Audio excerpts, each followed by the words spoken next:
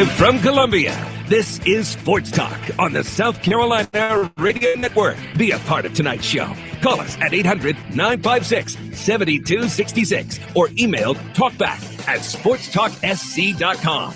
Now, here are your hosts for Sports Talk, Phil Kornblut, Kevin McCrary, and Tom Hayes. We're really excited for the season and really ready to show the country that we're not a joke. We have talent, and we're gonna show it this year. You think you were a joke last year? It was kind of a joke, yeah. Yeah, I'll be honest with you, yeah, it was. But we're definitely changing that. And good evening, everybody. Welcome back into Sports Talk, South Carolina Radio Network on a Tuesday night from downtown Columbia. Good to be back with everyone after being away for 22 hours or so. Phil Kornblut, Kevin McCrary, Professor Tom Hayes. We're all together here on our Tuesday night edition of Sports Talk from our studios, Main Street, Columbia. Hope you've had a great day. Looking forward to the two best hours of your day here on Sports Talk. 800-956-7266 is our number. And that's how you can reach us tonight here on the program. Sky Moore opened things up for us tonight.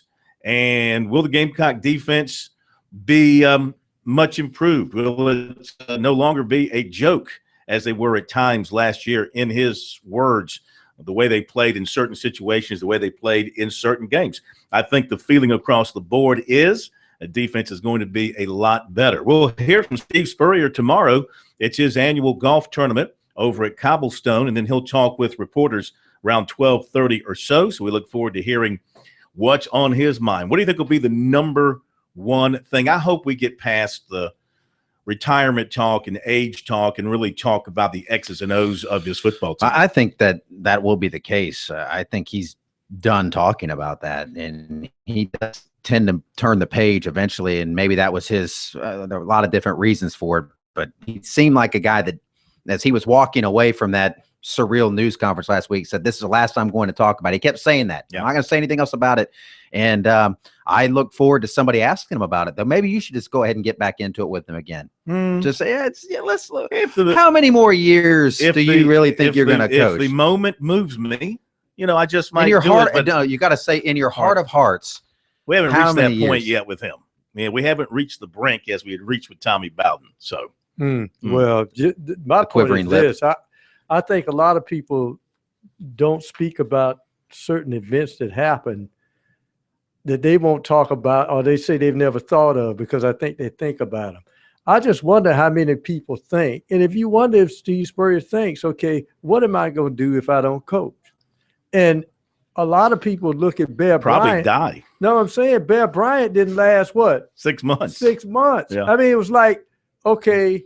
But didn't he have coach. kind of an illness going on or something at the time he hung it up? I mean, wasn't there some kind of a mitigating? He just didn't drop dead because he stopped coaching, right? No. Wasn't he ill? I'd have to go back and read the history, but yeah. And Spurrier said at the SEC media days that he doesn't think retirement would suit him. That after 4 or 5 days at the beach, he's ready to get back. USC's doctors have told him he's got the body of a 55-year-old. Okay, which is that's.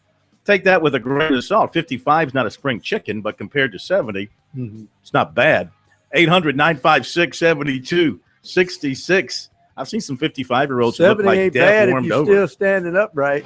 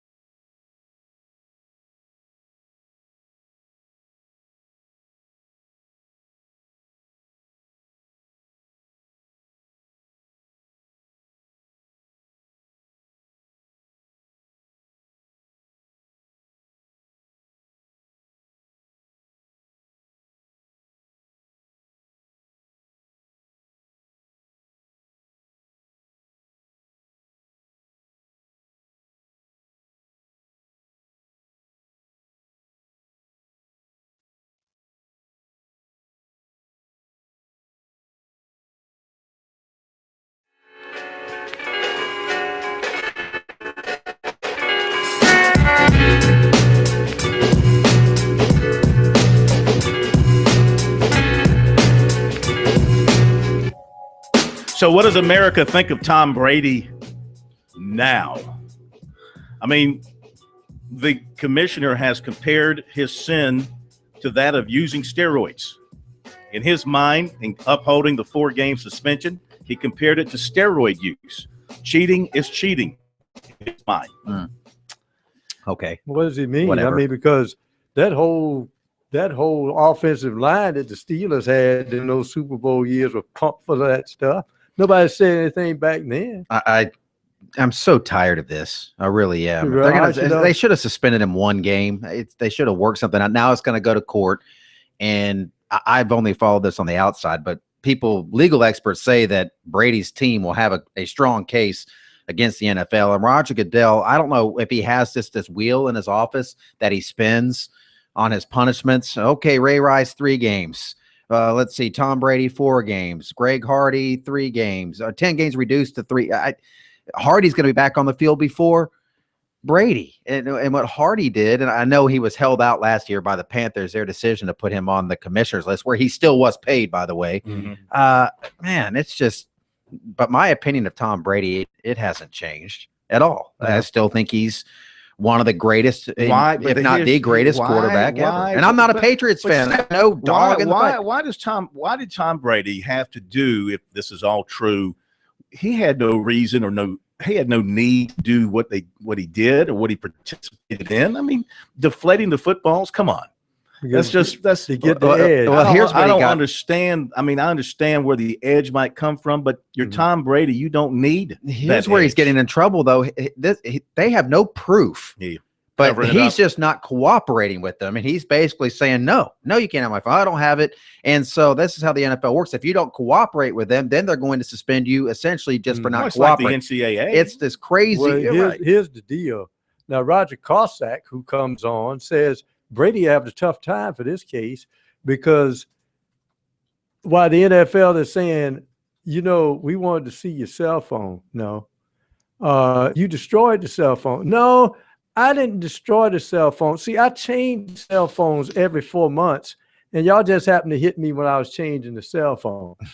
They wouldn't let the guys in the training room or whatever who supposedly got a text from him they wouldn't let them testify, wouldn't let them do it in court. So that's where it'll get interesting. I mean, you do have subpoena power there. I think it's a game of chicken. I think he says he's going to court, but I don't think he wants to go to court. All right, 800-956-7266. We'll jump to your phones in just a moment. Couple of notes here. Furman's going to name their new AD tomorrow. They've already hired him, introduce him tomorrow.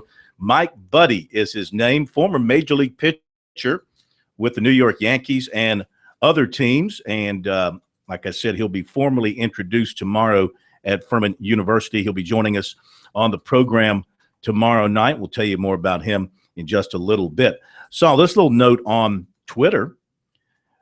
At Williams-Brice Stadium, they are removing the advertisements from the ramp, from the outside of the ramps.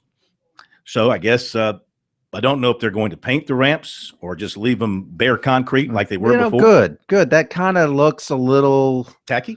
Yeah, a little, for lack of a better word, high schoolish, if you will. If you want to have a nice, cool stadium, you should have some things that are sacred. Now, I noticed the Board of Trustees are meeting tomorrow, and one of the things that they have on the agenda is plaques for Williams-Brice Stadium, and maybe that's for the statue. I haven't driven by there in a while. Looks great. Looks great. But boy, they still have a lot of work to do. That's what I was saying. I was there last weekend, and they've been saying it'll be on time. Now, remember, they don't have a home game the first weekend, so they got that extra week. But I got a feeling they're going to be patching and painting and smoothing out cement right up until the first fan walks up at the stadium on that Saturday, because that's a lot of work to do. But it's good to see that they're going to clean up the stadium with that and make it go along with the theme of making it prettier, making the whole plaza area green. And if you're going to do that, then you can't have advertisements jumping out at you. And while you're at it, just take down that big old ugly poster of Spurrier that hangs down from the side of the stadium too. I'm just kidding. I don't know if that's but it's not. It's kind of strange. It is kind of strange to have hanging down. Basically, you're saying this guy is. You can't take it down now. Now you can't. Yeah. It's kind of stuck there, and apparently they're going to name the field after him. Here's the question. It's not good to name things after people anymore. See, you don't know what they've got in their past. That's my feeling about. Did Spurrier own slaves at one time? I don't think so. I sure wouldn't name anything after him, just in case. Yeah, they were called quarterbacks. No, but seriously, I thought the defense wasn't the problem last year. I really didn't. Mm-hmm. You know what I thought it was? I thought the problem was that poster hanging up there. You know, sometimes when you try to give, accolades to somebody, it's best to be quiet. Put that thing up after he's gone. I'm pretty sure it was the defense. Yeah. Well, but why? Offense could have helped him a couple of times. Let's don't pin it all on the defense. I'm going to pin it all on the defense. Offense could have helped him a couple Certainly of they times. could. The offense had some opportunities to bail the defense out and didn't get it done, but the defense absolutely was a problem last year for South Carolina. All right, 800-956-7266. Well, it was a big problem. It wasn't the only problem. It was a big It problem. was the key problem. It was the biggest problem. 800-956-7266 is the phone number. Quick note, and then we'll get to your calls. I promise.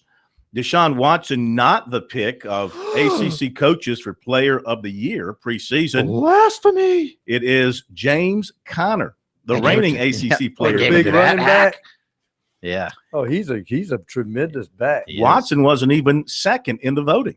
Who? It was Justin Thomas, quarterback at Georgia Tech. Wait a minute. What do coaches know? What do coaches really know? Are you telling me that ACC coaches as a group believe that Justin Thomas is a better quarterback than Deshaun Watson? If you read the story, the coaches said, look, knee injury.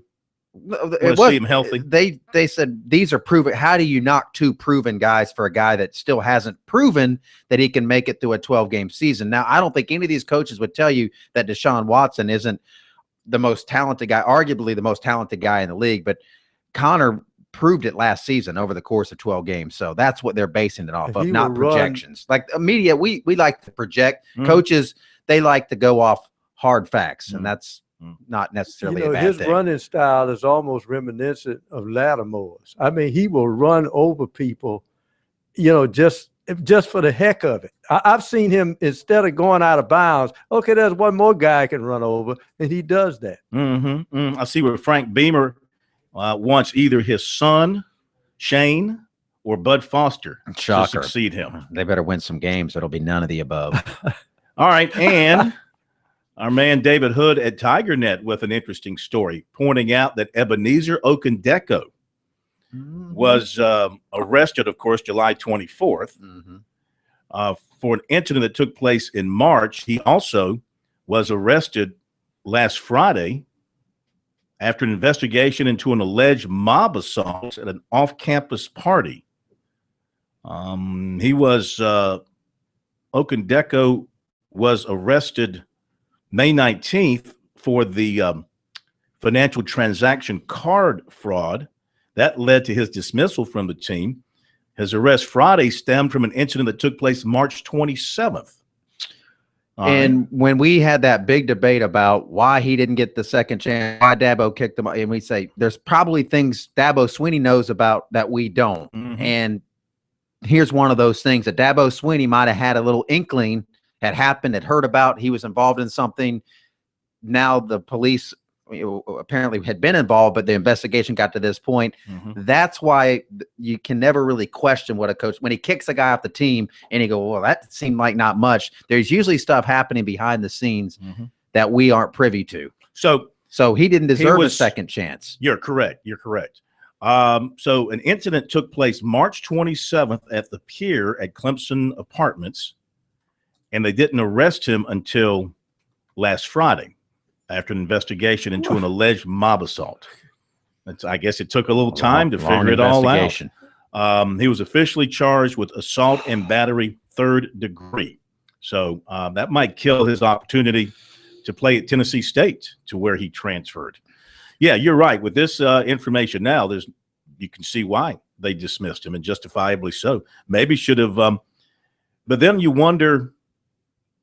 They might have heard about this thing in March and said, okay, we're going to let this thing play out and see what happens. And then he gets arrested for the credit card thing, and Dabo goes, that's it. Yeah, I'm done with you. Yeah, that makes a lot of sense. We'll be right back.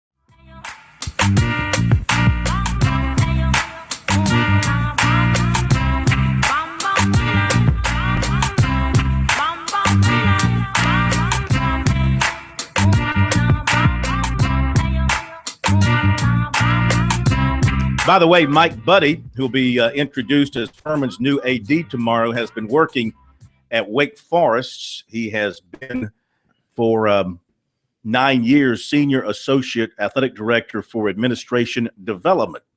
And so now he'll be taking over as the AD at Furman. All right, to your phone calls we go. 800-956-7266. Up to Gaffney, where you better win or you hit the road. Tim, welcome into Sports Talk tonight from Gaffney. How are you? Hey, I'm doing good. How you guys? Hey, we're doing fine. How the Indians going to be this year? Oh, I don't know. We've been down for the last few years, but we can't be no worse than what we've been. I don't think we can. So still maybe a couple years away, but I don't feel real good about it. But I'll be there every Friday night like always, home or away. Done that for years. Remember when I used to live in Charleston and Charlotte, I'd take vacation days on Friday to go watch Gaffney play. That's a good fan. That's a good fan to do that. Well, we ain't the only one. I remember when Coach Strickland was there. I don't know, one of the first years he was there. He said the thing about Gaffney that just amazed him, and he'd always heard, but he said that he couldn't remember too many games home or away where the other team had more people, and that's still the case. Not quite like it used to be, but still more times we got more fans than the home team does if we go to a away game. It used to always be like that, but anyway, I don't know. It's just been something it seems like they closed down the old reservation and into the new one. It's just like something missing there. I almost think it's a curse. But anyway, what is it? 3 weeks away from the start of high school football from Friday night, I think. And so I just asked y'all guys what y'all think the Indians might be doing. I know y'all have a high school show coming up probably pretty soon. I can't always call in, but I try to listen every night, but my work schedule sometimes dictates that. But another reason that I wanted to call about is South Carolina athletics as a whole, as far as USC. Looking 3, 4, maybe even 5 years down the road, where do you see all of the programs being?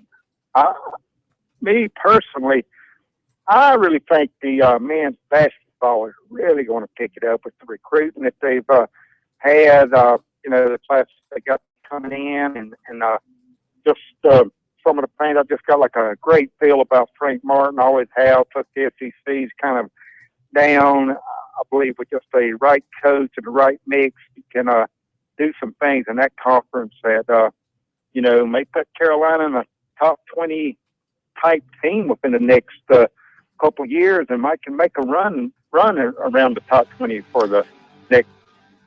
All right, well, let us jump in here because we're coming up on a break. We'll answer your question on the other side of the break. That's a good one. What do you foresee for USC athletics overall over the next 4 or 5 years?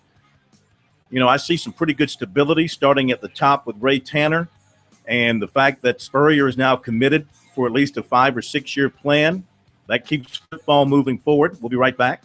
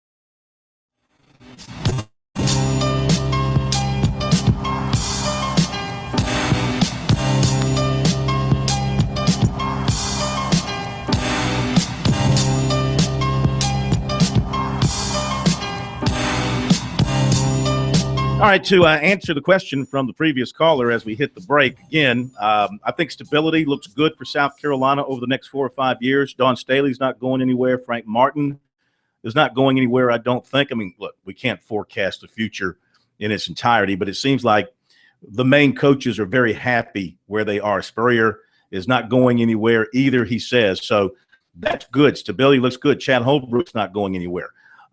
It certainly looks like in all cases they're recruiting at a high level. I think they're bringing in very good athletes. Their academics look very good as well. And Ray Tanner and the Board of Trustees, they're giving these coaches everything that they can to help make them win, improving facilities across the board, anything they can give them to help them in recruiting, to help them in promoting their respective programs they're getting. So there's no reason not to forecast success across the board for those 4 teams. Certainly of the 4 right now, Don Staley appears to be the one knocking on the door of a national champion. Chad Holbrook could very easily get the Gamecock baseball team back into regional play, super regional, and to Omaha. Frank Martin, I think, has got Gamecock basketball at least this year. The expectation of an NIT bid is a reasonable expectation. Spurrier, was last year just a bump in the road, or was it the beginning of a turnaround in the fortunes of the program? I happen to think it's the former, not the latter. I think it was the bump in the road. I think that they'll be back to playing quality defense this year, and the offense. It's still hard to say for sure. I think the defense is going to be good enough to help bail them out of some situations, and I think the offense probably will be better than expected, considering it's going to be a brand new quarterback in there in some form or fashion. So I look for South Carolina football to be probably an 8 or 9 win team this year, and use that as a springboard to get back to 10, 11 wins over the next 3 or 4 years. That's just my quick analysis of how those programs are going to look over the next 4 or 5 years as asked by the caller. Well, you look at what's surrounding the university too. The city is getting larger. I think some student athletes look at it as a cool place to be right now. And goodness, what is it? 32,000 students, I think they're saying now. Heading that way. Heading that way. It's a huge, and you're getting that money from the SEC network. I mean, better get it while you can. Yeah, if you squeeze the golden goose, squeeze them hard, because financially they have all the wherewithal to support some big time programs. All right, 800-956-7266. Bert Tremblay to join us here in just a couple of minutes. Back to the phones we go, and it is time to interrupt what's been a great program so far, as we bring you the de facto mayor of the city of Charleston, Bad Boy by the Bay, Ninja of the Night, Pontiff of the Port City, Queen, the Cowboy Crybabies, and the man who provided Tom Brady with the needle to let the air out of the balls. It's not Jim Rome. He makes way too much money. It's J. Rome. No. Hey, I saved my needle for Aroyd. Happy birthday, Aroyd. Hey, watch that. That's first place A-Rod to you. That's Homer Machine A-Rod to you. That's Mr. Say Everything, Do Everything Right A-Rod to you. Steroid Machine to you. Steroid Machine to you. Sideboard. 7-game lead. 7-game lead. Hey, we knew that Tom Brady's a cheater. Oh, we knew that. How do you go into court and explain not 1, not 2, not 3, not 5, not 7, 10,000 text messages destroyed just by happenstance? Oh, I destroy cell phones all the time, Mr. Commissioner. Don't you? Every time I get a new cell phone, I'm certainly destroying my previous one. I'm taking a hammer to it. I'm running over with my car. Who keeps old cell phones? So you're just a regular Lindsey Graham, huh? Here's Corn's cell phone number. Well, Jerome, my feeling is this. When the pendulum sometimes swings hard the other way, you get away with a lot of stuff. But I've never forgiven Tom Brady for that tuck rule. I just thought And so now he's paying the price for the tuck rule. Mm-hmm. Hey, you haven't forgiven him. Why don't you ask Charles Woodson how he feels about the matter? I'm sure he can elaborate a lot better than you could. There's a lot of people like you, Jerome, who are happy about this for one reason and one reason only. You believe unfairly Tom Brady has had the perfect life. He's drop dead handsome. He's got a gorgeous wife. He's got all the money in the world. People love him from coast to coast, and you can't take it. You want to see him come down. You want to cut him at the knees. And he's a cheater and a liar. Hey, you got the weather. You got the fans. You got the corrupt coach. You know, the sinister coach. You got the owner who just drinks your Kool-Aid all the time. That's not good enough. I'm going to go and cheat, and then I'm going to throw a couple of people under the bus, and then I'm going to have my little sycophant, or as they call them, assistants, destroy myself for. And Commissioner, you're not as smart as I am because I went to Michigan and you didn't. Well, guess what, Tommy boy? You're a cheater and you're a liar, and Jerome ain't never going to forget it. Thank you, Jerome. Of course, this is coming from a fan of the Cowboys, who we all know as an organization most corrupt in sports, starting at the very top. And he's taking shots at Tom Brady and the Patriots. Come on. Corrupt. Tom Landry's corrupt. Well, I'm talking about the current administration. Oh.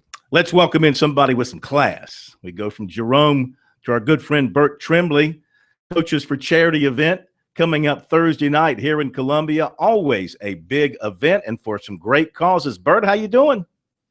I'm fantastic. How are you guys doing tonight? Hey, we're great. Good to have you with us once again. Look forward to seeing you on Thursday. And how are things coming together for this year's event over at the Columbia Metropolitan Convention Center? Well, very well. It's going to be another great night, as you mentioned. And in fact, this is our first time at the Columbia Convention Center because it just continues to grow. When you get those coaches all in one room, and of course, with Steve Spurrier and Coach Sweeney in the same room, then a lot of people are interested. They like to be around them. They share the stage together. They talk football. They share stories. They trade barbs, as you know, and it's just a lot of fun. And in addition to that, it's the whole night is about raising money for charity. So the event just continues to grow, and we're now at the convention center. That's great. This has really become kind of a signature event here in July. It's very close to the beginning of practice, so it's sort of like that last public opportunity for the coaches to be out with fans and talking and mingling before they have to, get down into the bunker and get ready for the season. That's right. When this event hits, the football season's right around the corner. And it's a great time for us, too, because of the excitement of football season coming up. People are really starting to think about it and get excited, and so they love being around their coaches. Of course, it's not just Coach Spurrier and Coach Sweeney, but they're coming in from all over the state. And right here in Columbia, we've got a lot of fans, of Furman and Wofford and the Citadel. And so, you get everybody together in the same room. And of course, South Carolina State, Willie Jeffries will be here. Mm-hmm. Buddy Pugh, is representing South Carolina State. So you just get fans from all the different schools together. And it's a lot of fun. But you also get to see these coaches sharing their hearts and what they do for charity, and they use their status and their celebrity to help others, and that's really what it's all about. Yeah, Coach Pugh can't be there Thursday. He's at the MEAC Rouser, and he has to be there. So Coach Jeffries will be there, I think, in his stead, and he'll do a great job, of course. Of course, Buddy does a great job too, but hard to top Willie Jeffries. Hang on a second, if you would, Bert. We're going to come back to you in just a moment.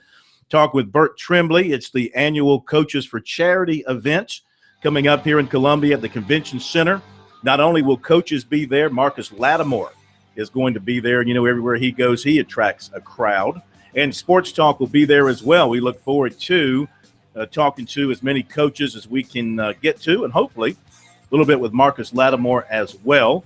We'll come back and talk a bit more with Bert in a moment.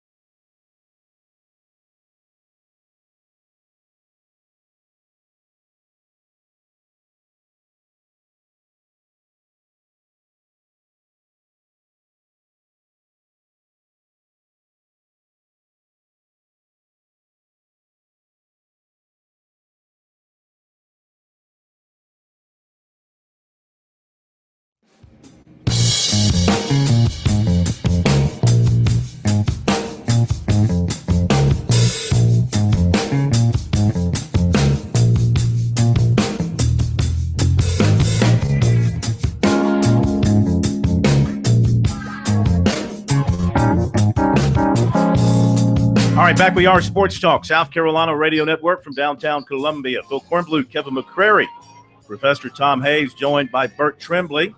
Coaches for Charity coming up on Thursday. Do you still have room for folks who want to come out and talk with these coaches and get autographs and interesting bids for some of the great memorabilia you'll have up for auction? Yeah, absolutely, we do. Like I said, we did move it to the convention center, so that would give us more room. And there are some seats available, but that's going quick too. And we sell those online. Best way to do it, to buy a ticket right now would be to go to southcarolinacoaches.com. And you can either buy the ticket right there online, or there's also some contact information if you have any questions or need any additional information. But southcarolinacoaches.com is the place to go. And you've got Marcus Lattimore coming out there on Thursday. And, of course, that's only going to enhance things and increase the public interest in what you guys are doing. That's right. He is a very deserving recipient of one of the Jerry Richardson Community MVP Awards. He was chosen by Coach Spurrier for all that he's doing now that he's back in town. He's running his own foundation for youth here. And so Coach Spurrier is recognizing that and bringing Marcus, who will be there with his family. And Coach Spurrier will recognize him and present him with the award. And all of the coaches have chosen somebody. In fact, 3 of them have chosen either a former or current player. Reggie Owens out of Orangeburg. He's chosen by Coach Pugh. He helped to save 3 little kids after a horrific car accident about 2 or 3 months ago, and was chosen by Coach Pugh. And so really some great people being honored by the coaches that night too. Sounds good. It begins at what time? When should folks start to arrive? 6 p.m., 6 to 7 is a VIP reception, which is open to all attendees. And then after that, we'll go into the dinner and program where it'll be emceed once again by Rick Henry, who also put together a really neat video highlighting each of the football teams and the charities that the coaches chose. And it will go till that evening. But you have to have a ticket to get in. It's closed off from the get-go. So get to the website and get your ticket today. And by the way, too, it is tax deductible since this is all for charity. Even your ticket is tax deductible. Hey, it all sounds great. We look forward to being there with you once again. We've been there every year, and we look forward to another big evening with everybody that'll be on hand. And we'll see you on Thursday, if not sooner. Sounds great. Thank you, Phil. Thank you, Bert. Bert Tremblay, who does a fantastic job at the Fisher DeBerry Foundation, and they have taken this event. They have taken it into other states. It continues to get bigger and bigger. And, of course, when you have Fisher involved, everybody loves Fisher DeBerry. Coaches love him and respect him. They'll do whatever they can to help him out when he comes calling. So you can see that with the way the coaches here in South Carolina have responded and in other states as well. We always look forward to that. And who knows, maybe we'll have a coach or two sit down with us and talk about the upcoming season. We'll certainly try to bring that to you on Thursday night. Big couple of days coming up. Spurrier's press conference tomorrow after the golf outing. We'll have that for you tomorrow night and the coverage of the Coaches for Charity event on Thursday. All right, 800-956-7266 is the phone number. Couple of notes. Michael Roth, going back to the big leagues, a former Gamecock star, promoted today from AAA Columbus by the Cleveland Indians. 19 starts this season. He's 7-6, 4.16 ERA, 70 strikeouts, 37 walks, and 114 2/3 innings.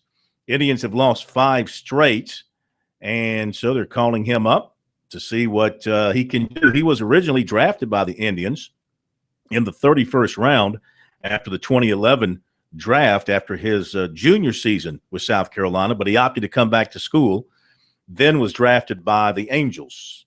My memory serves me correct. Did bring him up from Columbus. That used to be an old Yankees. That is correct. Yeah, for many years. Columbus that was the Yankees Clippers Farm Club. News from Syracuse football. They have dismissed Ashton Broyld, Broyld. Ashton Broyld has been dismissed from the team, 6'4" senior, and he played some quarterback, running back, receiver, slot receiver, and he just violated team policy. is the reason for his dismissal from the team. All right. That's pretty much everything I've got. You got anything else, K-Mac, of interest? It looks like the Nationals have just acquired Jonathan Papelbon. Oh, really? Papelbon. Make their push in the NL East. American Legion? American Legion. Oh, you want an American Legion score? Yeah. I'll give you an American Legion score. Chapin Newberry leads Sumter 11-2 in the 8th inning. So that's 2 against 1. You got Chapin Newberry against Sumter. That doesn't seem like P15's in trouble. Yeah.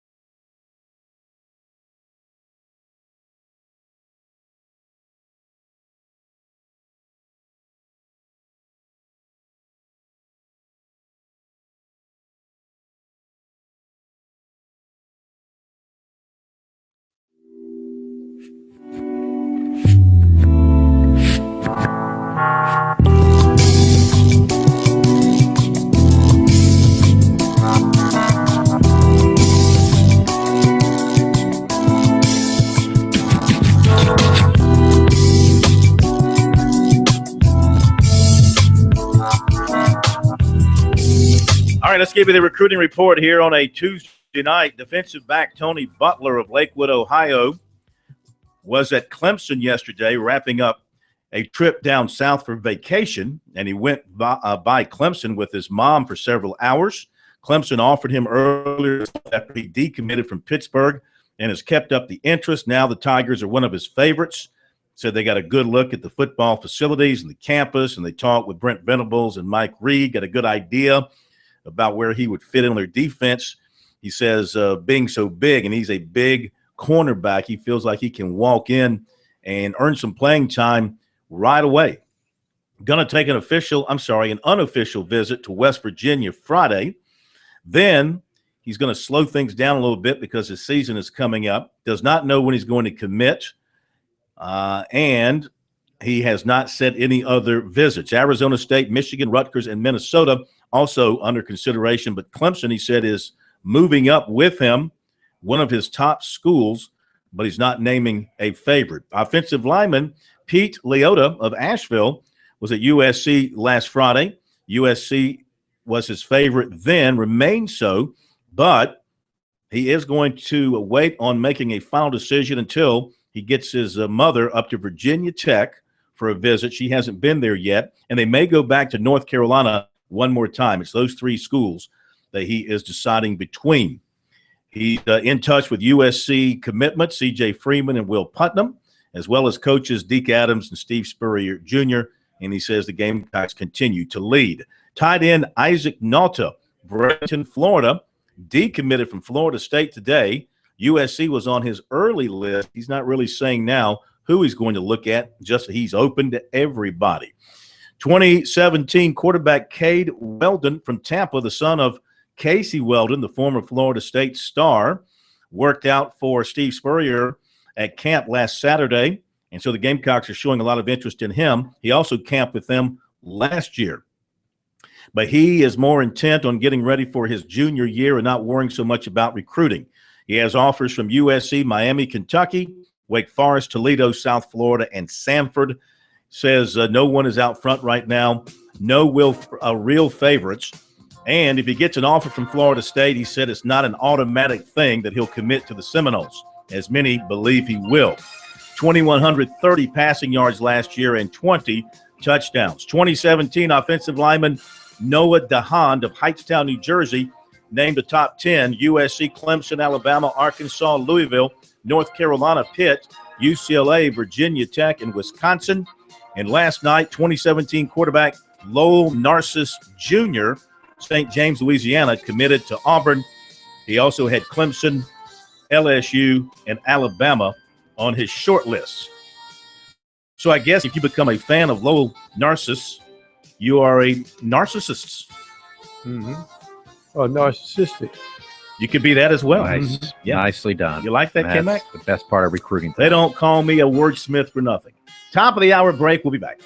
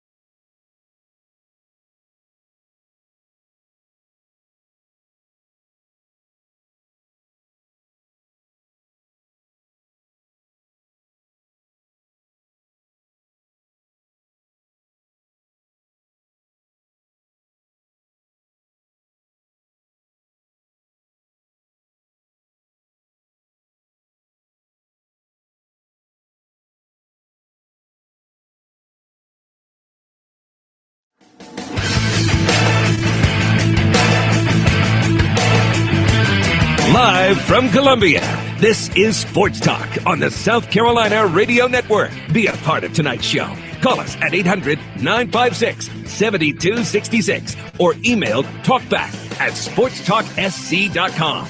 Now, here are your hosts for Sports Talk, Phil Kornbluth, Kevin McCrary, and Tom Hayes.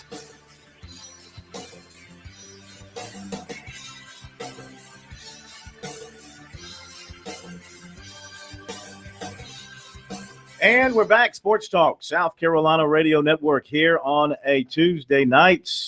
Got time for more of your phone calls now, 800-956-7266. If you'd like to join us on the program, more than happy to take your calls, 800-956-7266. Coming up, Chip Wild from Darlington will join us to talk about Indy this past weekend and other things around NASCAR.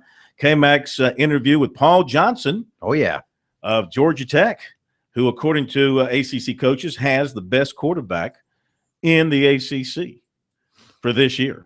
We shall see about that. He's very good now. I will tell you this. He is that, for a few years there, one of the reasons Georgia Tech sort of been lost in the wilderness, they didn't have that quarterback. They lost some quarterbacks, transferred out, whatever the case may be, had some injuries.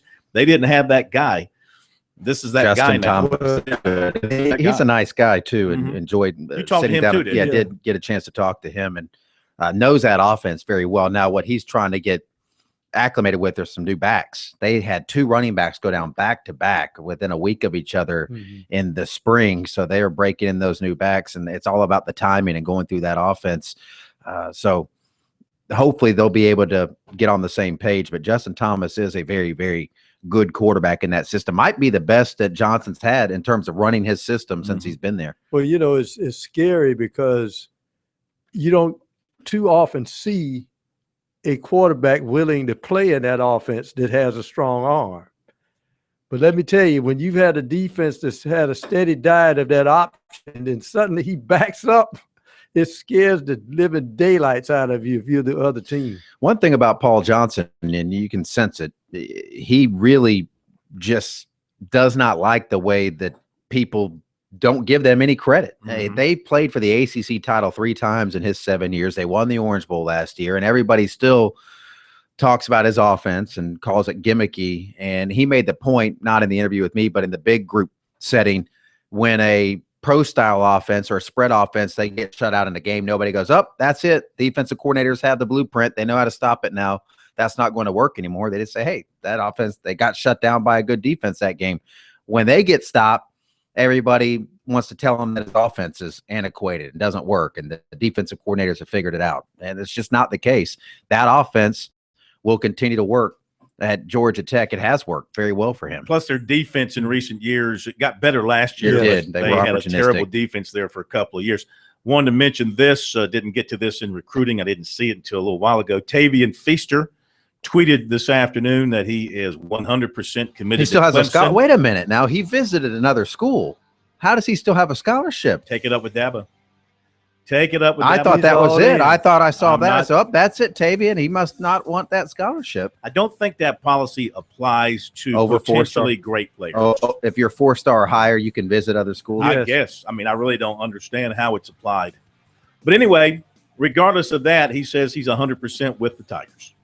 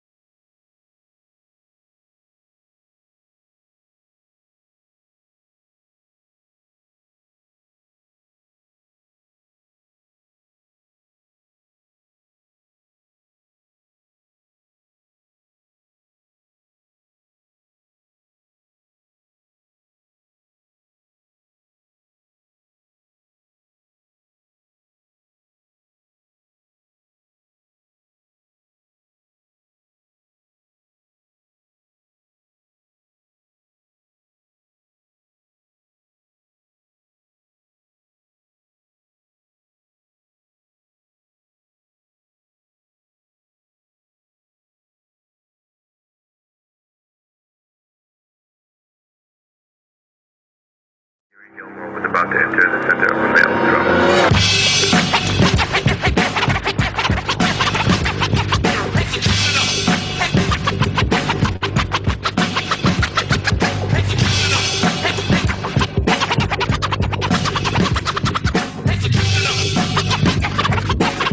South Carolina basketball has put out an offer this afternoon, according to the Recruit Scoop basketball website.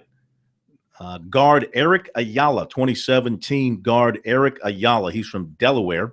Gets an offer from South Carolina. So we'll see what happens with that down the road. Gamecocks in basketball handing out a lot of offers to highly regarded players. Of course, they've got to take care of what's happening in their backyard with Seventh Woods coming up. That's going to be an interesting time when he gets around to making his announcement. I always thought whatever happened to the other 6. I don't know. He just surpassed them all and became 7th. He went right by the first 6 and became 7th. But in all seriousness, I don't know if he's going to do something before the season, sometime in August. I mean, before school starts sometime in August, or wait until he takes some visits in the school year. He's been to his favorite schools, South Carolina and North Carolina. I don't know if he's been down to Florida. I don't know if he's been to Georgetown yet. And some other schools, of course, have gotten in on him too. I believe Texas is one that's gotten in on him. I think Kansas is trying to get in on him as well. So, the more the traditional basketball powers get involved and get involved heavily, then that makes it tougher for South Carolina, because you're going up against those heavyweights who usually get the big time guys when they want them. So we'll see what happens with that. But 2017 guard Eric Ayala from Delaware gets an offer from the Gamecocks. 800-956-7266. We've got some open lines. Email talkback at sportstalksc.com. On Twitter at SportsTalkSC. On Facebook, Sports Talk Radio Network, and the website is sportstalksc.com. Make sure you get by the website. We have a new poll question. We had a lot of response to the previous poll question, over 500 votes. And the winning category, or the winning answer, was that Spurrier has a thin skin. Going back to his news conference of about a week ago. The new question is this: who got it right? A, the ACC media picking Clemson to win the ACC. B, SEC media picking USC 4th in the East. C, both. D, neither. Pro, what do you think? Neither. So what's wrong? I mean, where's Clemson going to finish in the ACC? So you don't think Clemson will win the ACC? Well, first of all, the key point is people always look at the quarterback. I don't do that. I look at the lines of scrimmage. Mm-hmm. And I just can't – I want to see how Deshaun Watson not operate as the quarterback, skilled quarterback, but how he operates under a line that I have real questions about. I agree. And they lost so much on defense. One thing I think Clemson has to concern itself about is, the players with the access to the media, the internet, and the social media, reading from so many different angles just how good they're supposed to be. I read the Clemson website, and those guys fully believe that Clemson can win the national championship this year, that they have a club that good. I don't know if I can go so far as to say that. I think they're good enough to have a chance to win every game and maybe be favored going into every game right now. Yeah, 6 minutes ago, posted to the Clemson Insider. Edward, there's no more knocking. Clemson expects to kick the door down to the CFB playoffs. Yeah. So the folks up there who cover Clemson on the websites and are close to them, they are really they're drinking the Kool-Aid up there about how good this Clemson team is going to be. And they have a good team. They're pinning it on Watson. I mean, I am too. I mean, when I think about how good Clemson can be, I have those same concerns. I also have some concerns about their defense. They're going to take a step back on defense. I don't care what Brent Venables says and how hard he coaches them and pushes them. They don't have the talent, the proven talent across the board right now that they had last year. They weren't a great defensive team early last year. Remember, Georgia went up and down the field on them last year at the end, and that was because the offense was going 3 and out, and they didn't have Crawford. And those were two great running backs, Chubb and Gurley, that just wore them down. I think they did get worn. And North Carolina went up and down the field on them, but they did come together at the end of the year, and they were stuffing everybody at the end. They were just really dominating on the line of scrimmage. And they have to step up. They have to stay healthy. The Clemson, they have a lot of talent. They have to catch the injury bug just right. They can't lose certain guys. Obviously, if number 4 goes down, you will see the entire air come out of the stadium, the program, everybody. It's just so much is riding on Deshaun Watson. That's always a little unnerving when you have one guy that, if you lose this one guy, you're in big, big trouble. But I agree.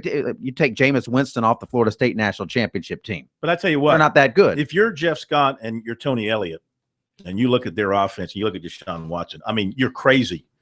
You're absolutely crazy if you risk him on runs, on called runs. I would not pre-call a run for him. Now, if protection breaks down and he has to scramble and he takes off on a run, so be it. But I think I would stay away from the option game with him. You've got terrific running backs. You've got 5 running backs you can give the ball to.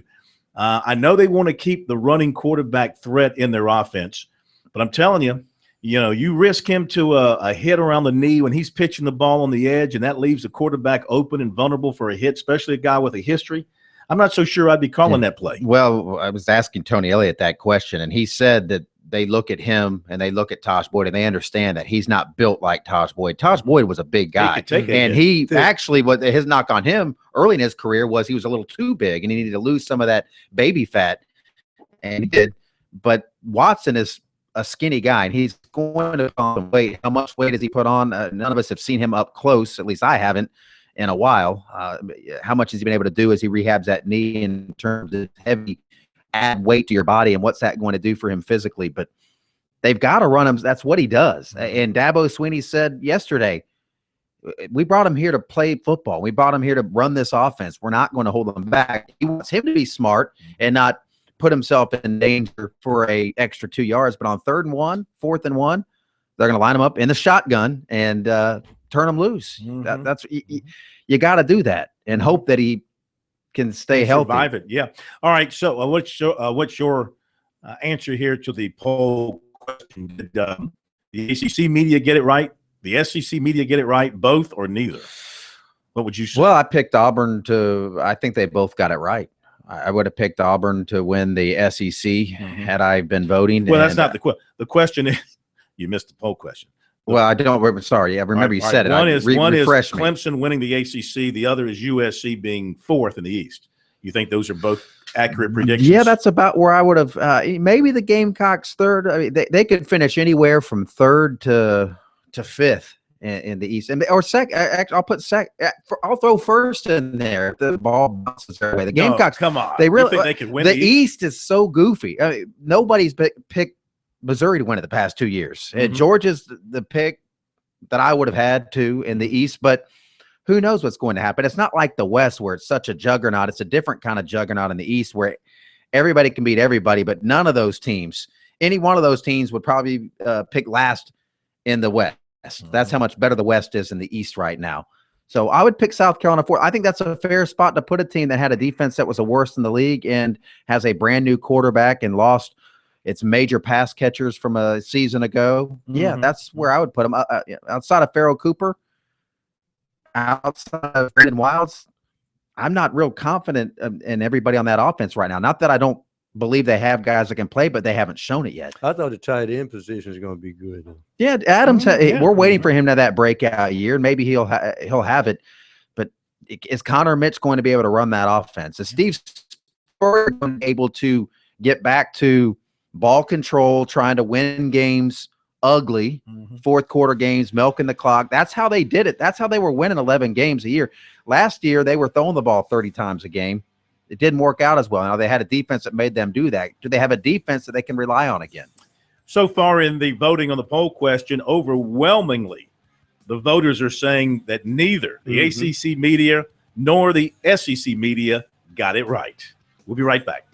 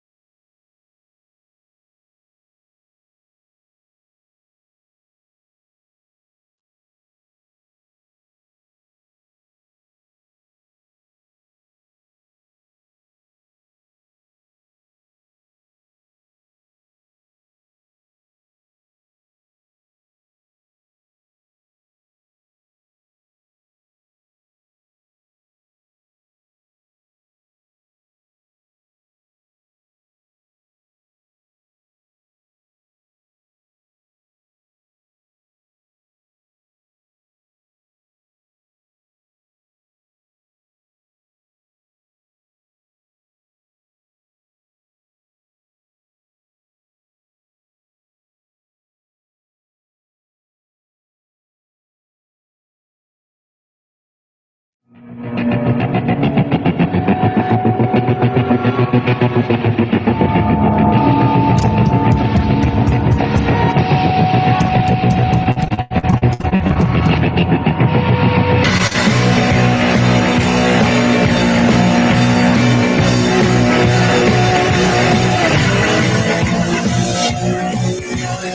we're back, 800-956-7266 here on Sports Talk. Let's get back to your phone calls as we go next to Joe in Florence. Hi, Joe. Welcome to Sports Talk tonight. How you doing? Doing fine, thank you. I was just going to add to the comments you guys were making about Deshaun Watson and the risk to his injury, and I was thinking, Connor Shaw was such a thick, solid, athletic build guy, and yet he got beat up. He got beat up, pretty bad at times, and most running quarterbacks I've seen have been subject to that. I'm just a little curious as to why some people think that may not be a real risk with Watson, because he's going to get out there and run. I mean, it's his instinct, and it just seems to me that somewhere there may be a study, but these guys get hurt. It goes with the territory of doing that. Yeah, I agree with you. I think that if you're Clemson, I know you want them to play football, and if you become too careful, then you can also get yourself hurt too. I just don't think I would do my best as a play caller not to put him in a position to and when you're running the option, if you're going to tuck it and run, then you typically can defend yourself to some degree. You can lower your shoulder, you can get down, whatever the case may be. But if you're in that position to pitch and you're extending your arm, you're leaving your mid-torso down open for hits and diving linebackers and linemen at your legs, I think it makes you susceptible to injuries. Now, a lot of option quarterbacks survive and do just fine. I think of Rodney Williams, for example. And you mentioned Connor Shaw. He was good at it when he ran the option, but he did get nicked up from time to time. I remember, was it his junior year at Vanderbilt when the Gamecocks struggled to beat Vandy. Early in the game, he took a shot in the back, a helmet shot in the back, and I think Dylan Thompson had to rush in there to replace him. He had a few games where that happened. The bowl game against Michigan, the Tennessee game, he was playing hurt. He had to come off the bench against Missouri. He didn't start against UAB. I'm not saying you make Deshaun Watson simply a pocket passer. I mean, it eliminates part of his ammunition. What makes him a great player is his athletic skills and his ability to take nothing and turn it into something with his legs. I'm just saying, because of his history, if you want to make it through the season, have a chance to win the championship, you got to keep him healthy, and don't purposely put him in plays that could lead to catastrophe. If it happens, it happens. I mean, it's football. Any play could lead to catastrophe. Practice. He could get hurt in practice. He could turn around and hand the ball off. The injury against Georgia Tech was non-contact. He's just making a cut. But he was running. He was I can't remember if that was a pre-called run or a play that broke down and took off. I think it was a pre-call. Yeah. So you got to let him do what he does. Yeah. Thank you, State Man. A designed run. Yeah. Thank you. 800-956-7266 is the phone number. We'll be back with more in a moment.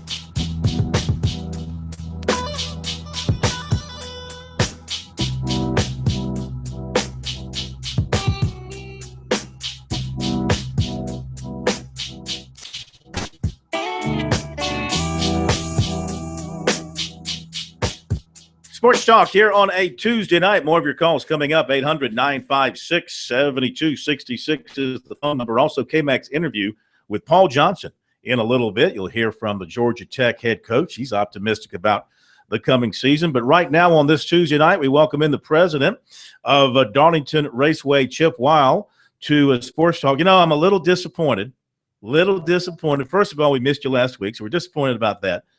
But truly was crushed that you announced that Tanya Tucker will sing the national anthem, and you didn't even consider me as a possibility. I did consider you. That's why we got her. Phil. Oh, okay. Felt like great opportunity for you and come out and hang out with old Tanya.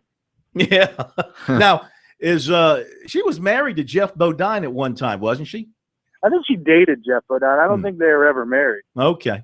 Tanya Tucker. Now, that's one from the past that we're going back to, huh? Yeah, you know, with Tanya Tucker and Grand Funk Railroad, it's shaping up to be one heck of a pre-race.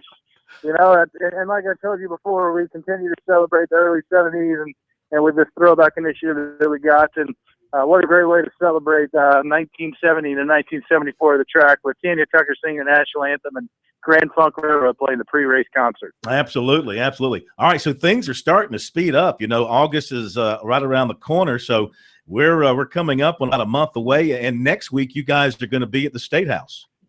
Yeah, really excited about the opportunity to go be a part of an event with Governor Haley. So we're going to have Kevin Harvick and Ryan Blaney in town to talk about the Bojangles 7500, and we have 2 street legal race cars, wrapped race cars that are going to make their way down through downtown Columbia on their way around the State House and then finish at the Governor's Mansion, where we'll do a press conference and some media availability, and then a private toast with a bunch of local business folks to Kevin Harvick, who won last year's championship. That's great. Who gets to drive those street legal cars through Columbia? Well, they wouldn't let me drive them, so I had to call Kevin Harvick and Ryan Blaney. So they'll be behind the wheel. So next Tuesday about 3 o'clock, if you're downtown in Columbia and you see a race car come by you, just know that you got a Sprint Cup Series champion behind the wheel. Now, seriously, do you know the route yet? I mean, are they just going to come up Main Street, or have you figured out exactly what streets they're going to drive through? Yeah, so they're going to go down 277 to Bull Street, and then Bull Street into downtown, past Gervais, and then go on the backside of around the State House, and then come down Main Street and head into the Governor's Mansion. So we do have the route set, and like I said, people, if they want to come out and get a glimpse of last year's champion and a rookie who certainly has already made a name for himself in Ryan Blaney, I would recommend you do that next Tuesday afternoon. Now, will they sound like Sprint Cup cars? Well, you know, that's TBD. You know, I can't tell you all my secrets tonight, Phil. I mean, I want to hear the roar. I want to smell. the Sunoco fuel. I want to feel like I'm at the track. What did you think of? Indy this past weekend? I mean, I still can't believe the run that Kyle Busch and that 18 team are having right now. I think 4 out of 5 races, and continuing to show their strength at all these different kinds of racetracks. You think back to Sonoma, to Indy. He's one of 4 racetracks that have really no characteristics. They all are very different, flat to bank to road course to short track. He's just been able to show strength each and every week at different racetracks. And I think he's certainly somebody people are now putting on their radar as a guy that's going to contend for the Sprint Cup Series championship as we gear up for Homestead. Tell you what a year he's having since he came back from the injuries. He has the second most victories in the Chase era behind Jimmy Johnson. He's got 33 Sprint Cup wins. Johnson's got 68. That's pretty impressive. It really is. And I think the wreck in Daytona, coupled with the birth of his first son, has really put things into perspective for Kyle Busch. It doesn't seem like the new Kyle Busch, the Kyle Busch who's climbed back in that 18 car since he returned from his injury, is the same Kyle Busch. Mm-hmm. He's a lot more methodical. He's a lot smarter racer. He doesn't put himself in positions that before he would and potentially get into trouble. And I think that's paying dividends. He continues to be a smart veteran race car driver, where before he was 1,000 miles an hour with his hair on fire. Yeah, it's been a great run for him. They go to Pocono this weekend, so we'll see if he can keep that going. Season is slipping away. Do you think Jeff Gordon is going to capture at least one win in his goodbye season?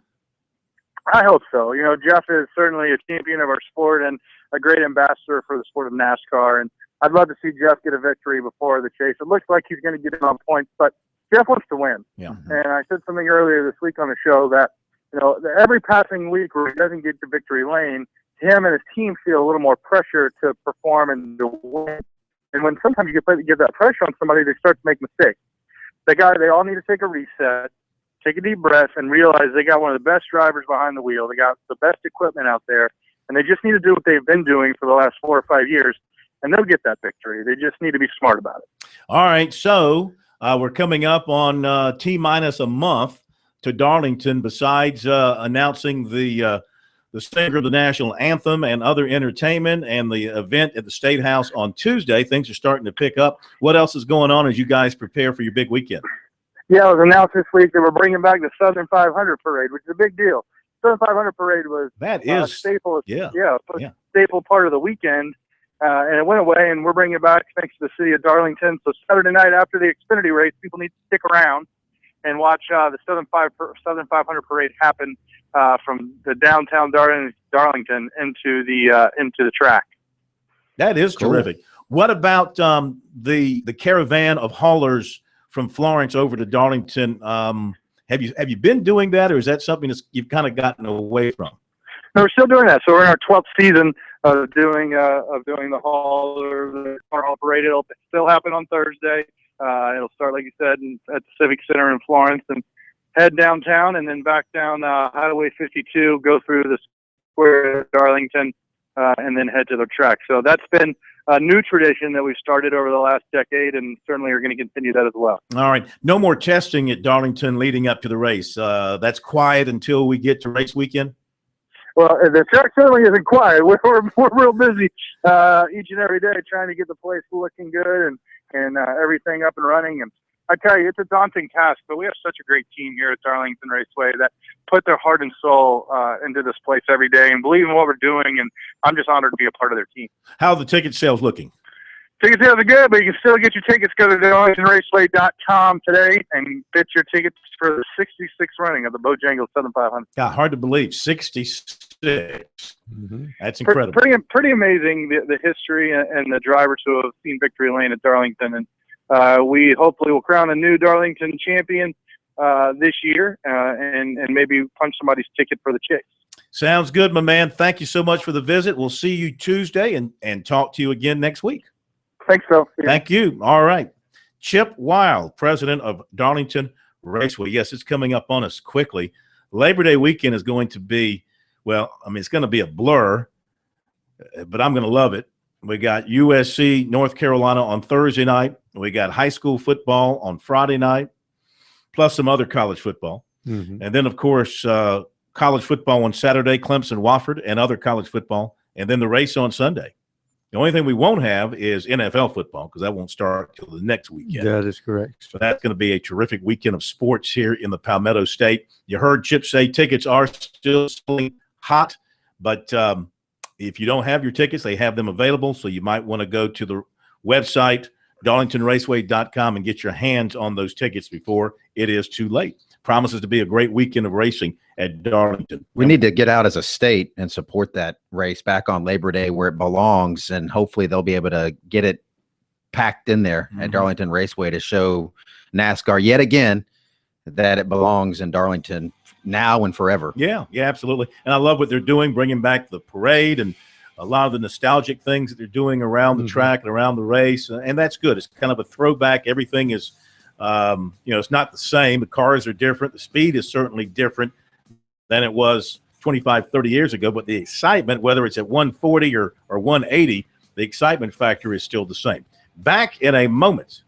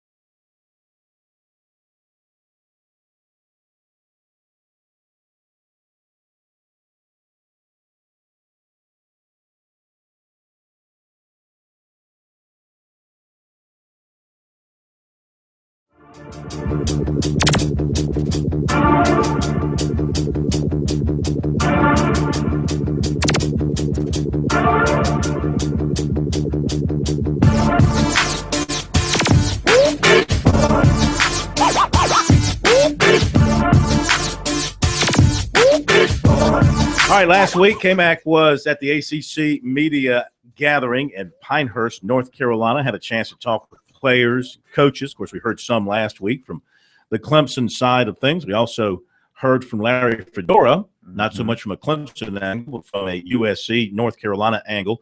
But one of the coaches you did talk to, this is important to Clemson because it's the head coach at Georgia Tech, a team Clemson could see twice, regular season and in the ACC championship game, K-Mac. If the media is correct, they will. Georgia Tech was picked to win their division. Clemson was picked to win its. And Georgia Tech last year was picked 5th in the ACC, and they ended up winning not the ACC championship, but definitely won the Orange Bowl. First of all, I know coaches don't put any stock in a preseason poll, especially one from us media hacks, but you were picked to win your division. Well, that's great. I hope you guys are finally right one time. Yeah, I mean, last year you proved everybody wrong. I think you were picked 5th, maybe, and that turned out okay for you. So maybe they figured it out. Well, I hope so. We'll see. It's you still got to play the games and see what happens, but we're excited about the upcoming year.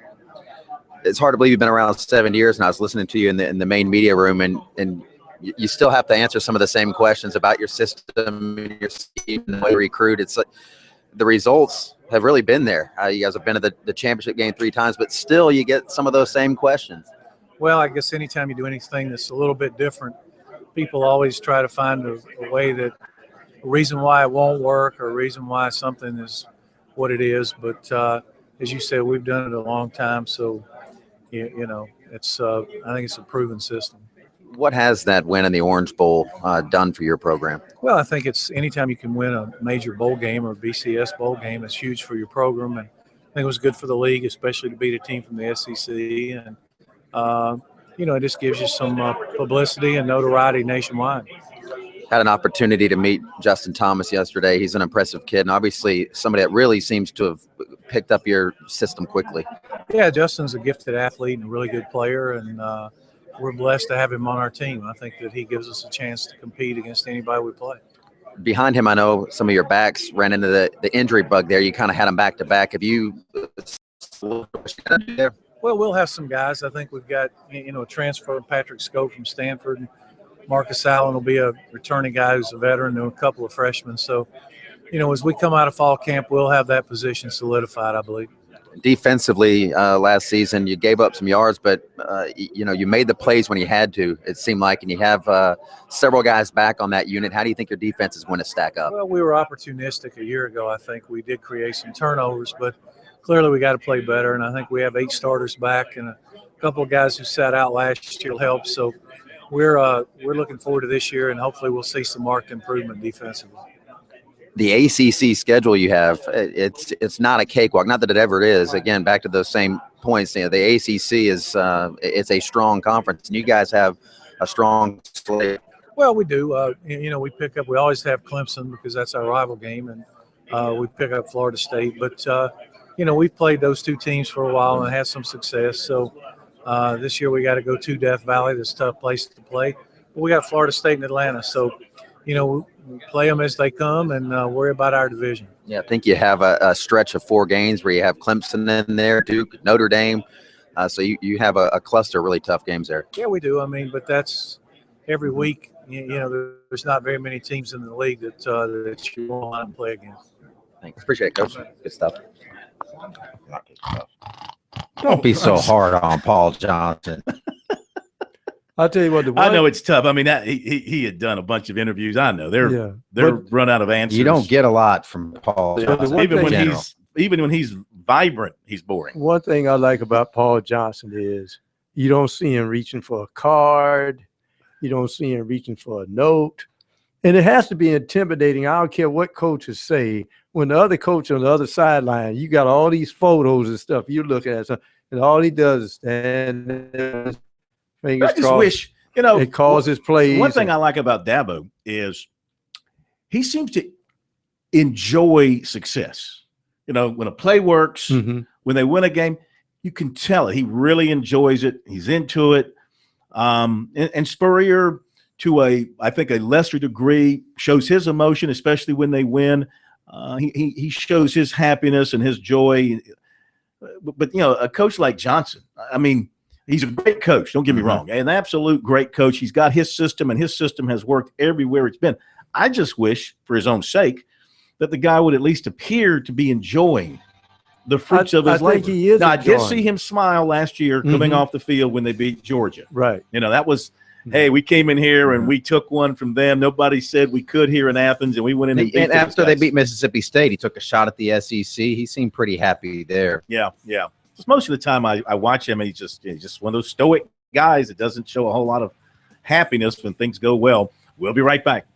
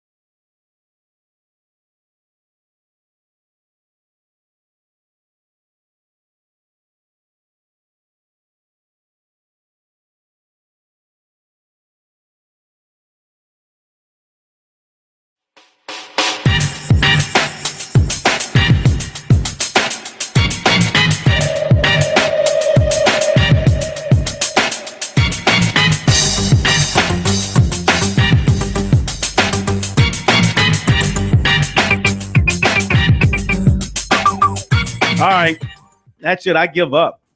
The world is indeed coming to an end. The last bastion of absolute, complete manhood is being broken down. Uh-oh. They are hiring a woman to coach with an NFL team. Well, she's an intern. As an intern with the Cardinals. A female. Big deal. She's never worn a helmet. She's never. Yeah, she's probably had. Actually, she has worn a helmet. She played in a league. Lingerie league? Oh, see that you talking about sex. You're the you're just you're a parody of somebody. I mean, look, I have serious questions whether NFL players. Are you happy that women are now going to be coaching? First, I'm not unhappy about it. I don't in care. Basketball, the Spurs have got a female assistant. What does it matter? Female referees. Why does it really matter? Umpires. Mm-hmm. Now we're going to have female. But tell me why it coaches. matters, though. Why would it make you unhappy? It just bothers me. That's all. I'm curious to see if she can do the job if an NFL player that's playing linebacker is going to sit there and say, "Okay, you're going to coach me up." Have you ever been around women who really? I don't think they'll say. I think they can handle it with more decorum, professionalism than you just did. But baseball in the backyard with a girl named Gwen George. Okay, she strike you out a lot. Oh, she was as tough as any. She struck you out on the field, and then you struck out with her off the field. Am I right? Am I right? But she was older, number one. And number 2, she became a Secret Service agent she's guarding probably Cyrus Vance. I She traveled see the world actually guarding a Cyrus laser Vance. on you right but now. what my point is that she could have been a great football player. She was as tough as any guy in the neighborhood. So I know it's out there, but please, we don't need, I'm sorry, ladies, we don't need women coaching in the NFL. They can coach in the NFL. Look, I've seen some coaches in the NFL. They can't. Women can't be any worse than some of these guys. I'm waiting for Goose to lose his job. If they find a woman that can coach. call a great offense, is Gus Malzahn a great football player? I mean, what level did you play the game? He probably was. Chad Morris, Gus Malzahn. Quickly back to the phone here in our final couple of minutes. Bob in Williston. Bob, welcome into Sports Talk. How you doing? All right. I've always been more of an Elko guy myself. You're what? An Elko guy. Hey, me too. Yeah. There you go. But I got married and moved all the way to Williston. Real quick, Pro's making a comment about Paul Johnson not carrying a clipboard. What do you think he's listening to on that headset, Pro? Top 40? Probably country. Probably. Yeah. There you go, Pro. Probably. Well, I'll tell you this. They said about some coach, Bud Grant. Say, who's on the headset with Bud Grant? And his assistant said, nobody. Nobody. Well, and he just whispers into the guy's ear, we're running this play, and the guy brings it in. They don't have to signal it. And it's a very how hard is it to run that offense? Option left, option right, hand it to the fullback. Option right, option left, hand it to the fullback. Deep pass. A lot harder to stop and it than to deep run it. pass, yeah. Really. That'll do it. Tomorrow night, Steve Spurrier and more here on Sports Talk. Be sure to join us. Don't be late. We'll see you at 6:06. Have a great night.